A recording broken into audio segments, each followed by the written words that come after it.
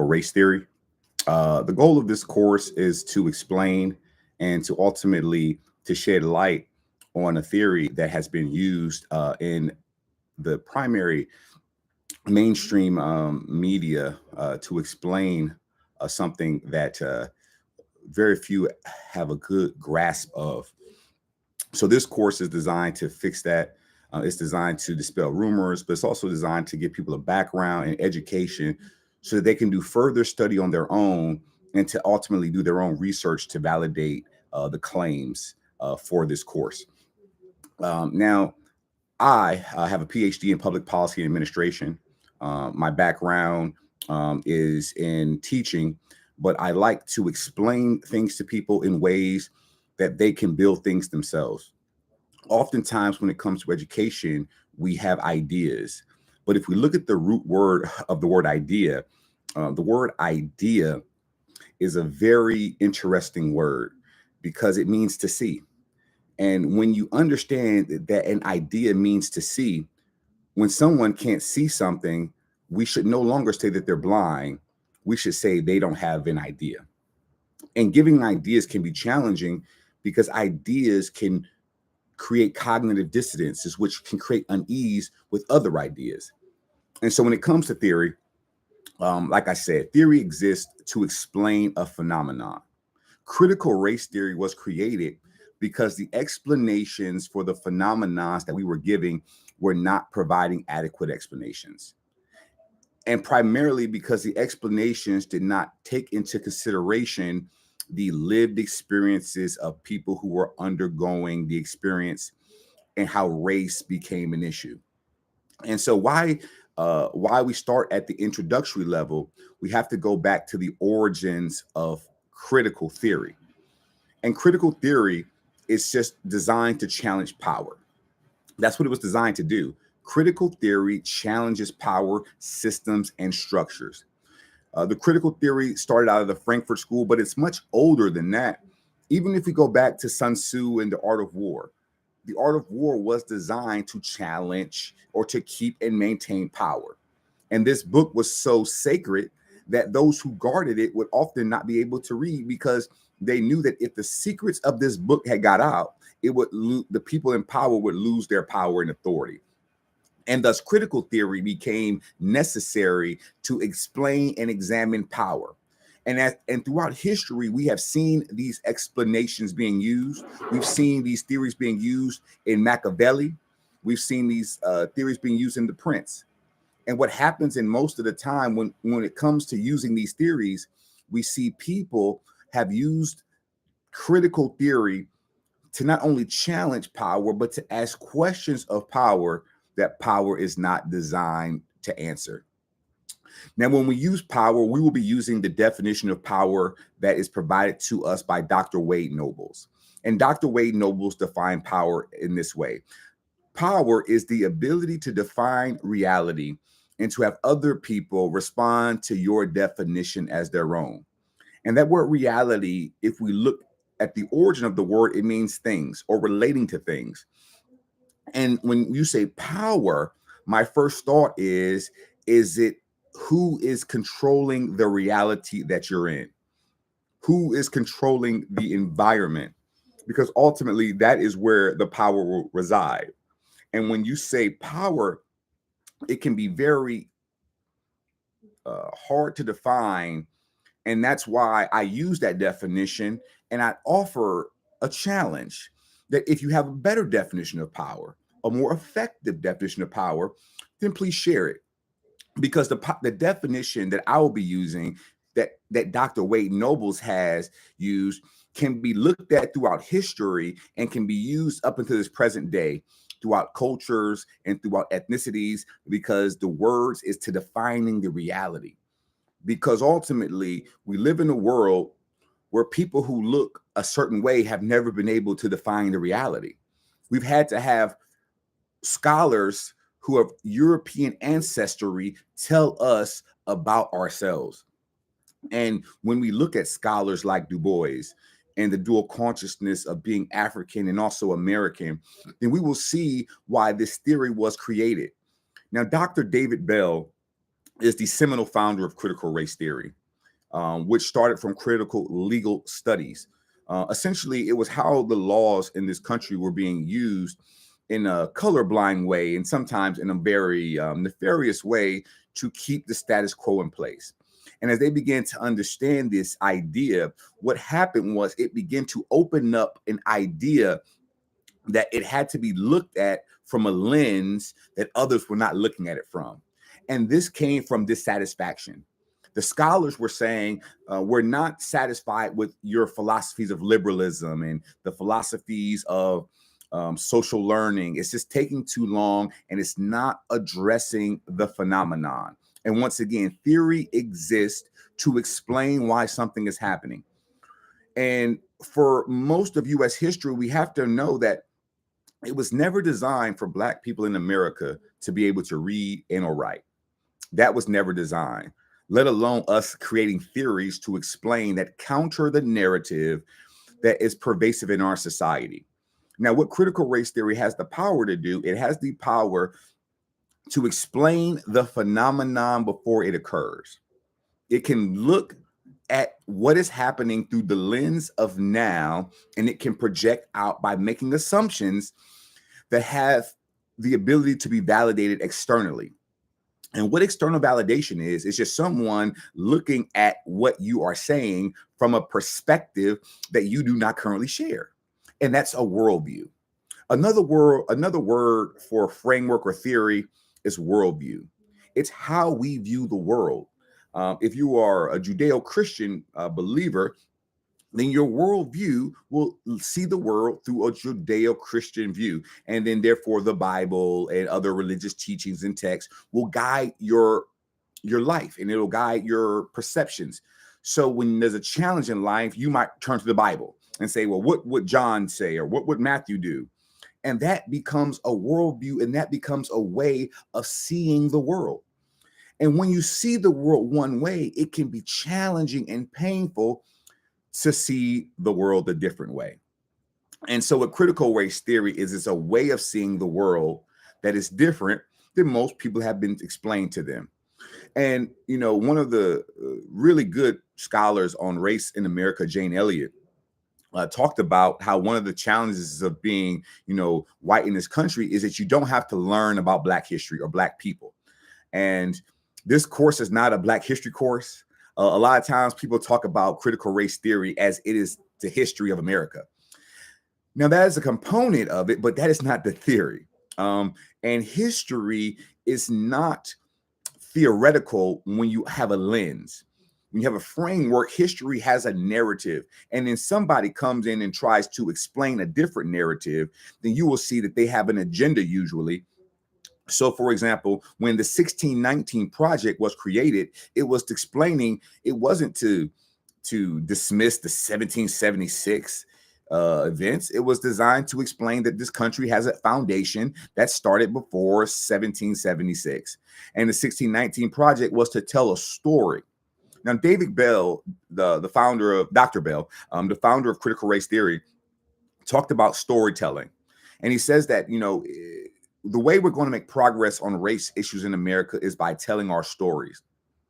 And often we don't live in societies or circles because of, you know, redlining, segregation, discrimination, white flight, urban renewal, gentrification. We have not created environments where we can all live and share the same story. And I think that is powerful because if I can't tell you my story, then it will not create a path of empathy. It will not create a path of understanding. And so that's what this introductory course is designed to do. So we're going to first start with some very definable concepts and terms. So the terms we're going to first start off with is theory. Theory exists to explain a phenomenon. So when we say that, we're not going to say a theory is right or a theory is wrong. We're going to say, does the theory explain the phenomenon? And a phenomenon is an occurrence. And a phenomenon is something that is happening that we don't know why. Because if we know why something is happening, then we don't need a theory for it. No difference than when Einstein created the general relativity theory. You know, there are ways to test theories, and that's what the scientific method becomes. It's a way to test and validate something that goes beyond our own perception of the idea. And that is what we need to do to get understanding. And the word understanding is to perceive, meaning I cannot see the world through your eyes. I cannot see the world through the lens that you show me, but I can try to understand why you see it. And that is the difference between viewpoint and vantage point. My vantage point will determine how I see something, but my viewpoint will let me see where the vantage point is. And oftentimes people only tell you their viewpoint, but they won't tell you their vantage point, and because they want to be able to shift. And sometimes in order to explain something to someone, I must know the vantage point of them, not the viewpoint. And so, because critical theory is designed to challenge power, those who have power do not want theories that will challenge their power to be out into the atmosphere. So, is making this teaching dangerous? I would say yes, because anytime you teach someone, you have the potential for danger. And Du Bois talks about this, but he says people desire to know. And so I personally feel no danger in teaching anything, because I understand that what will happen is that once the mind is getting information, all you have to do is point it in the right direction. And that's where it goes to: if you seek, you will find. I don't expect this course to have 100,000 viewers, but I do expect people who want to know truth to listen, because those who want truth will find it, because there will be ways to validate and verify what I am saying without me saying it. And I think that that is the most powerful thing we can have with truth and knowledge. It has to exist outside of our worldview. And so that is where the four truths come into play. We have objective truth, which is things that we don't disagree on. The sun is in the sky. We have a normative truth, is what we have agreed upon is true. And when we agree upon something to be true, then it doesn't matter what everybody else says. If my church says that this happened and I believe it and the church believes it, it's our truth. If somebody else is saying something different, it does not matter, because we have normatively agreed that is the truth. The next we have is subjective truth. And this is where people say my truth. And we've always heard that, no, this is my truth. And that is a truthful statement. It is, if you're hearing voices in your head that nobody else can validate, that's your truth. And George Miller has a law. He says when someone is saying something, assume what they're saying is true, but then imagine what it can be true of. And the last truth that we have is a complex truth. A complex truth takes all of those truths in together, rolls them up, and then makes one final assessment. That makes the objective, the normative, it makes it subjective, and it takes into consideration these factors. And then next, what we will do is we will introduce the idea of a razor.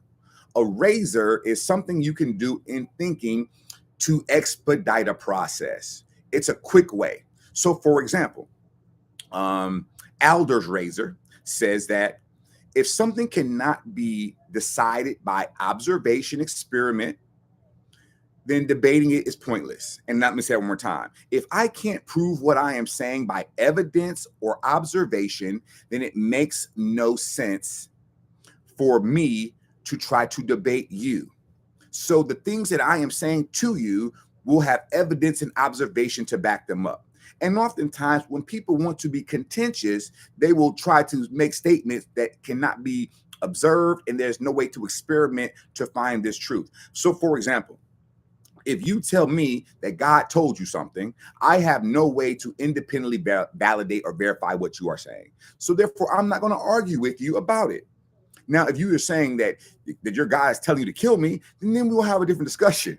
But when we are talking about truths, we have to know what category we are talking about. Now, what category does critical race theory fall in? Now, there are people who talk about truth and they say it goes through 4 stages. The first stage of truth is it is ignored. The second stage of truth, it is ridiculed, made fun of, joked at. The third stage of truth, it is violently opposed. That means that people will try to stop and suppress that truth from coming forth. And the last stage of truth is it will be accepted as self-evident. And therein where lies the struggle with critical race theory. It is my contention that critical race theory is going from step 2 to step 3, from ridicule to now opposition that will become violent. Because when you start to tell people things that they do not want to hear, that become observable and experimentable, then they have no other option but to oppose you.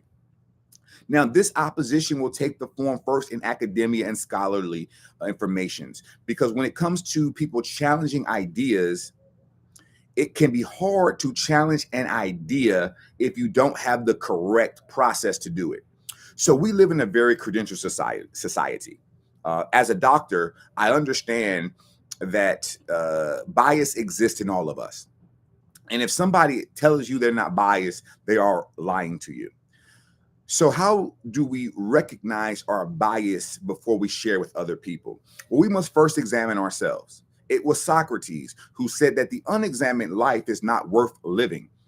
In this examination, I must first deal with my own cognitive biases and my own cognitive distortions of what I think truth is. And when I think what truth is, or when I think of what is the standard for creating truth, then there is a proximity bias. The closer I am to something, the more I will be distorted by what I am seeing. There's a confirmation bias, which is I'm only listening or looking for things that confirm what I already think and or know. And if I'm trying to only do that, then I will create a normalcy bias. When something is challenging to what I think, it will make me unstable because now I have no way to say this isn't normal. And therein lies, I think, the biggest challenge with theory is that when you're hearing something that you've never heard before that is abnormal to you, there is a tendency for the body or for the mind to reject this information. And this rejection is usually done in the form of distortion. It's done in the form of a delusion. It's done in the form of practices and processes to not hear. One of these are called thought terminating cycles. What a thought terminating cycle is something that allows you, once you say it, to stop thinking. I will give you some examples. You're having a conversation with somebody and they say, well, nobody's perfect. Now, the question wasn't about who is perfect or not. The question is about what we were talking about. But if your response is nobody is perfect, then you don't want to think anymore. Similar to YOLO. Well, you only live once. Well, that doesn't mean that because I'm only living once, that ends the conversation. And when you hear a thought terminating cycle, it's an indication that you've created a ratio of dissonance where the person can no longer go any further. And so when we talk about that issue, you have to recognize that soon and then see, because when someone says that and you continue to press them, you will create a problem that Sun Tzu warned about, is you should never back someone into a corner. Because if you back them into a corner, they will fight you harder. And this course is not designed to fight anyone, because you don't want to fight me, because the research will fight you. The research will fight you. And the word research means to search again. So that will be our definition section. And the last one I will say is this, that we have to make sure that the goal of understanding comes first, not to be right. We use the Socratic method, which is I don't know anything. I don't know anything, so I'll ask questions when I don't know. And then Hegelian dialectic is for the deeper understanding. If I want to understand you deeper, then I must first suspend what I currently think and know, receive the new information, process the data, that's called critical thinking, and then respond. Now, some people want you to do this instantaneously. I am not expecting anyone to take what I am saying and it to change their life like this. Because what will happen is you have to wrestle with the ideas. And once you wrestle with them, they must pin you down. That's called being bound. The ideas will wrestle with you and hold you down. And if I can come and take your ideas away from you, they're not that strong. So the fighting that you're feeling is necessary. Don't resist that desire to fight, because a student, if you're listening to this course, you are a student. And a student, if you look at the etymology of the word, is someone who applies painstaking application to yourself. So if what I'm saying hurts, if what I'm saying makes you feel a vitriol or a viral response, that means the education is working. And that means that you're on the right track. So don't fight that feeling. Embrace it. And then ask yourself, using the Socratic method, you don't know anything, why is this feeling hurt? So now let's start the course. What is whiteness? Let's go. All right. In 1671, prior to Bacon's Rebellion, no people called themselves white. It was a made-up term. White was a term that was created for the purpose of race control. During Bacon's Rebellion, the poor blacks, poor whites, poor Irish were getting together, coming against the elite class of society and banding together to, get more rights and get more privileges in society. Now, the planter class of people did not want this to happen. These were the tobacco farmers. These were the cotton farmers. They were like, we need to stop this. And so what they did was they used a very sinister tactic that's called divide and conquer. They needed to take the people and divide them because together they were too powerful. They had to divide them and conquer them. Now, they first started to do this with laws. These first laws made it illegal for certain people to do certain things, and it gave privileges in law to do other things. So when people say privilege, what they're talking about is something that is bestowed upon you by the law. For example, America had what was called the Casualty Killing Act, meaning if you killed an enslaved person during correction, it was legal. Now, that law provided a privilege that you could murder somebody and have no consequences. But laws have consequences. And throughout time, when we don't tell people why laws were created, what happens is they start to think that it's always been this way.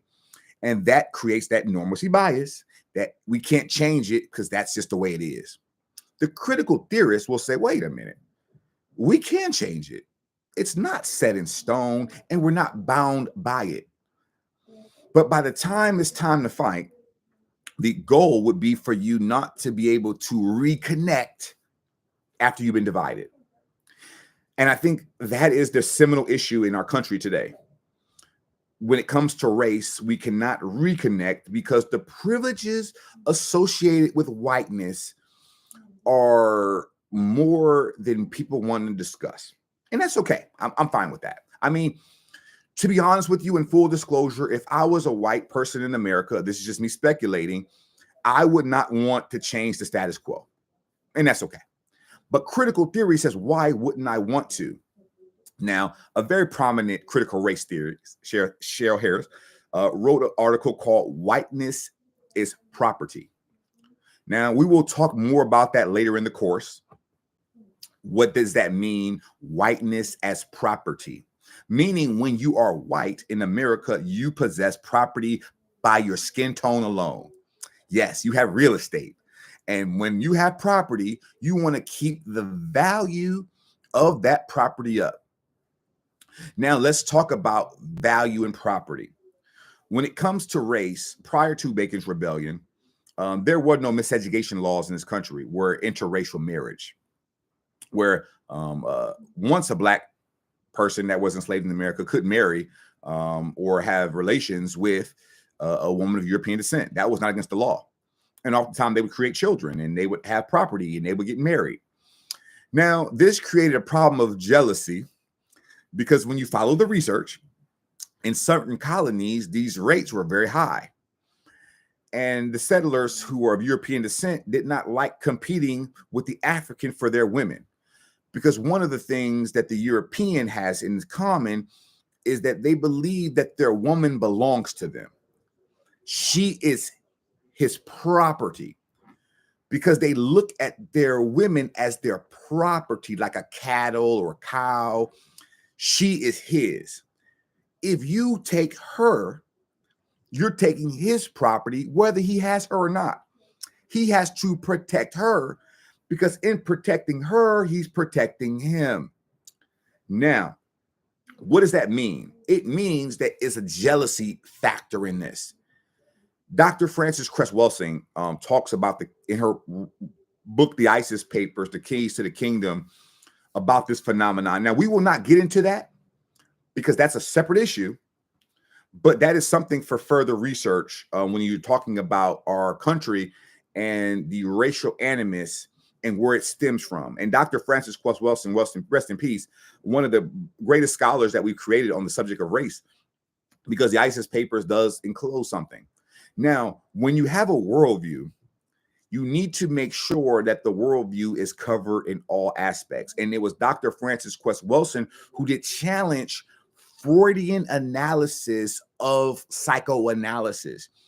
Her critique was that Freud did not challenge racism, being that he was from Austria, that he was Jewish. It was in no intent for him to challenge racism. And you will see this why psychology and psychiatric care does not really get into racism, because it creates a problem cognitively because of what is called in our country two worldviews that are competing for each other.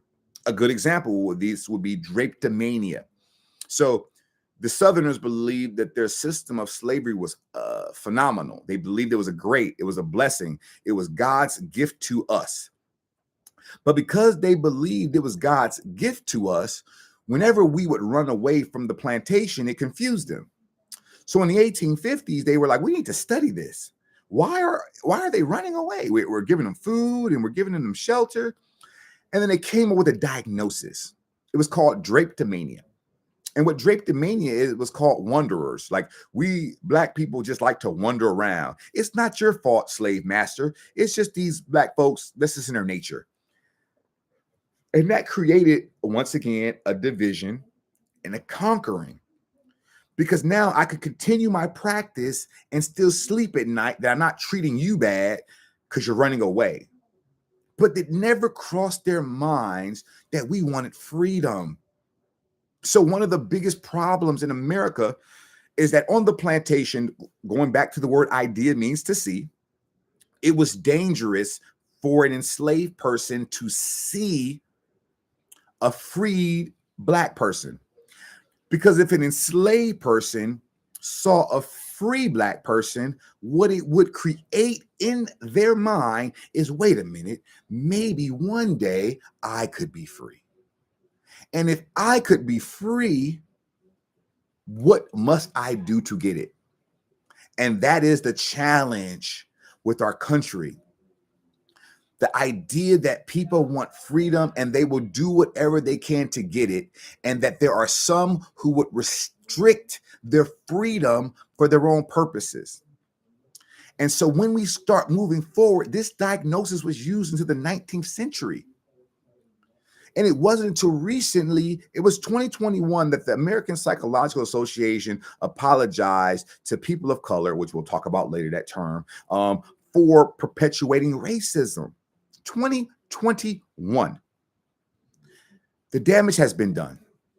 And critical race theory is a way to examine the damage without animus. It's not saying, hey, you have to, critical race theory doesn't say you have to give me reparations. It's not being taught in a school. What it is, it's a tool, it's a lens to see something that you're not showing me. January 6th, a lot of people didn't understand what happened on January 6th because they didn't have a lens for it. They were like, wait a minute, how could this be? Why are people trying to destroy the government? They didn't have a lens, but critical race theorists had a lens. There has been only one successful coup in American history. That was in Wilmington, North Carolina. It was called The Wilmington Lie. And what happened in Wilmington is that when you see the stories, let me find it for you here. This is a very good book. The Murderous Coup of 1898 and the Rise of White Supremacy.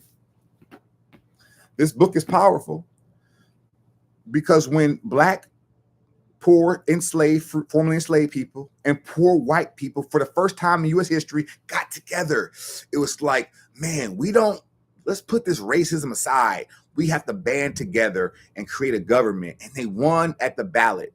And you had this coalition of Black and white people working together, fused in creating jobs and opportunities and removing stigmas, and rights were being given. But the white supremacists didn't like this. And they came and murdered people and savaged them and took power. And we didn't hear about this story. But critical theory says, I need to know why I'm not told this. Why was I not told about Tulsa? And that's history. But the theory is the reason you're not told about these stories is because if we tell you about the story, we're going to do it again. So now we have Black scholars. Now we have a different understanding. We have an understanding of Dr. Carol Anderson talks about white rage. And I know we've heard the term white fragility. I no longer accept the idea that what we're seeing in America is fragility anymore. That is a scapegoat. Fragility is not what we are seeing. We are seeing rage hidden in ignorance. And it was James Baldwin who said that ignorance allied with power, using our definition, is to define reality. Ignorance allied with power is the greatest enemy that justice can have. And we will talk more about James Baldwin as this course progresses. Like I said, this is the week. This is the introductory week of the course. This is week 1, laying out expectations. We will have on guests to explain more about theory, critical theory, and critical race theory. Moving forward, the textbook that we will be using is the 4th edition Critical Race Theory. This book is the guide that we will be using throughout the weeks. This course is designed to be 6 weeks. However, I wanted to finish the course before the inauguration because I'm learning that in this coming administration, you're going to see a lot of rollbacks of rights. You're going to see people talking about, why do we need the Civil Rights Act anymore? That is outdated. We don't need those rights anymore. Why do we need those Voting Rights Acts anymore? You know, we don't need that anymore. Why do we need those protections from civil rights? Because people should have the right to discriminate. This is America. It's freedom. And besides, you know what? People won't do that anymore. We've changed. But then ask those about Roe v. Wade, how that was rolled back.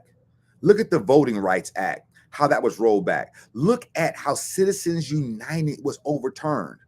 Citizens United was a very important case. It's the only reason that the current, I'm going to be careful how I say this because, you know, the president incoming had ran a campaign on some very nasty stuff.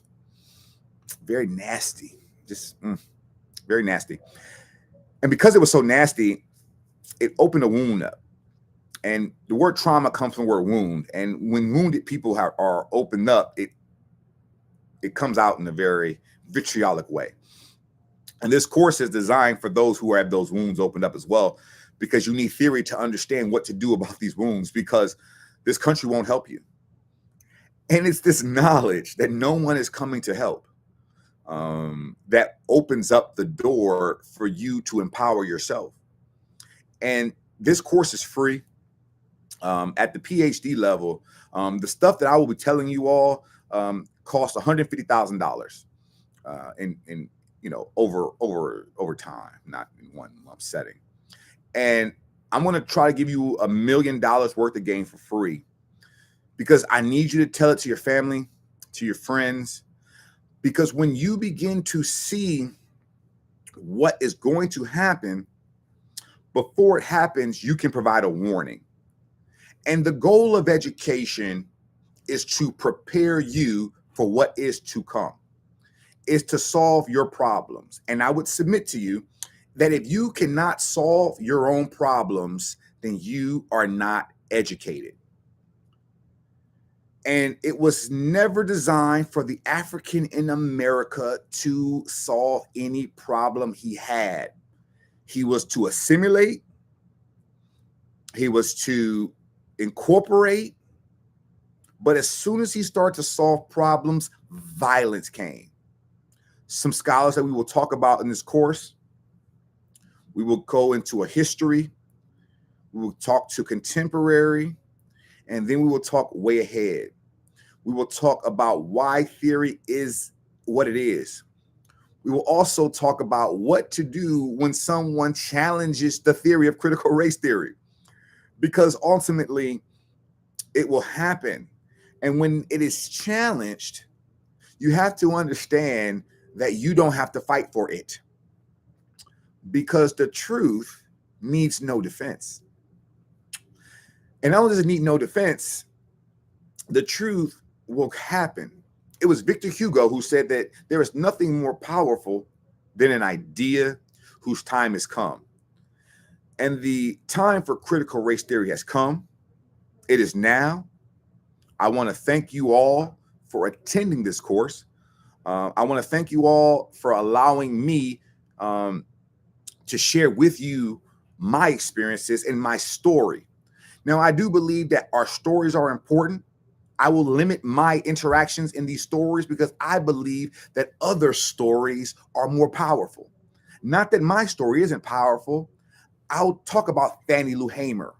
I will talk about Neely Fuller, James Baldwin, because these people have went on, but they did not go on because they're still here. Because anytime you can open up a book and read their words and you've never met them, you'll be introduced to quote Aladdin, a whole new world, a worldview, a conceptual framework. And then you, at the end of this course, will be able to do something. You will be able to conceptualize the ideas and then make them your own. And then you could be a theorist, a scholar, a practitioner in the field of critical thought or theory. Because critical thinking will become a dime a dozen in our culture. We are entering into an age of anti-intellectualism. We are entering into an age of fear, an age of low vibrational people who just want power and are not competent. And it's their incompetence that concerns me the most. It was something Kurt Vonnegut said that it's a scary feeling when you realize that the people that you went to high school with are running the country. But that's what's going on. The inmates have definitely taken over the asylum. It's our history that we matter here. And I'll leave you all with a brief story to end out this first introductory lesson to critical race theory. I joined the United States military at 17 years old. I spent 22 years fighting for this country that I love, that I care for deeply, and sometimes I don't even know why. I enjoy teaching. It is the primary focus in my life now. I retired from the Air Force in 2021, and in that time, I learned that the only reason I have a PhD is because I used a GI Bill. But I do know that the GI Bill was denied to veterans returning from World War II. I know that history. I know why they were denied it, because I know what education does now. Education is a key. It's not the key, it's a key. It opens a door. But the door that it opens can lead to a void. It can lead to an abyss if you do not share what you know with others. It was Nietzsche who said, be careful if you stare into the void, because it might stare back at you. I've looked into this void. I know it is there. It is dark. It is depressing. I've spent 4 years of my life in the Middle East, Saudi Arabia, Iraq, Kuwait, fighting for the interest of America. And it wasn't until 2009 that I went to Portugal, and I was told things about our country that I did not believe. I was told that we were the bad guys. I was told that we were fighting for oil. I was told that we are the great, whatever fill in blank name that's negative. And at first I fought that. I was like, no, we're fighting for freedom and justice and etc. But as I started to research and look into it, I realized is that we weren't the good guy. But I realized that we had our interest. And it was Dr. Derek Bale who talked about interest convergence. And interest convergence is something that is very powerful because I didn't realize that the people that I was talking to had a different worldview. They were not Americans. And most Americans who've never traveled abroad or haven't had a circle that's international don't know how we are perceived because we don't have a worldview that is beyond our own concept. Our world is where we know the ideas we share. And I would encourage you all to know that I want to see our country. I want to see our country better. I want to see us tell the truth. I want to see us at a place where if it's not comfortable, it's understandable. And it's through that shared understanding that I think that we'll create what Dr. King talked about is this mutual garment of destiny. You know, for a long time, I fought with that idea that we do have a mutual destiny in this country. You know, there are people who want to leave this country now because they know what's coming already. There are those who will leave because they have the resources to leave. There were those who leave because they have the time to leave. They have the mental faculty to leave. And that those who can't leave because they have to stay. And I think that this is for those who can't go, who understand the times we are in. Our times are perilous. Our times are serious. It is time for serious voices because we have had enough of foolishness. And so I just encourage you all on this journey of exploration, of challenge, but ultimately of triumph. Because educated people are overcomers because we don't know how to fail. And so if you see yourself on the path and you're feeling discouraged, know that this is encouragement. This course is designed to encourage because it is a tool for your toolbox. It is something that you can use to help. And if you don't think of it that way, then I would also say it is a tool for someone else's toolbox. Because, you know, when the only tool you have is a hammer, every problem comes across as a nail. And we will not be using thought terminating cycles here. We will be saying tough things. We'll be challenging narratives. And I don't care how old they are. I don't care if they're 2,000 years old. We will challenge them because it is in challenging the narrative that we can create an alternative. And so often we can become powerless because we think, oh, I don't have this title, or I don't have this credential, or I don't have this background, or I don't have this upbringing. But look at your callings and know that despite of what you come from, where you can go is unlimited when you have two things. One, you have a desire to know and the will. And oftentimes these words are used interchangeably. But urgency with us determines methods and interest. And there's an urgency in this country right now that some see and some do not. And what I want to share with you all is that as we move forward in this course, I will encourage you all to ask questions. I would encourage you all to seek and you will find. Because I know one thing for sure, that at the end of this course, that you will not be the same. And on that note, I will say to you all, enjoy the rest of your day. There is more to come. And I will look forward to our encounters as we move forward, and be blessed.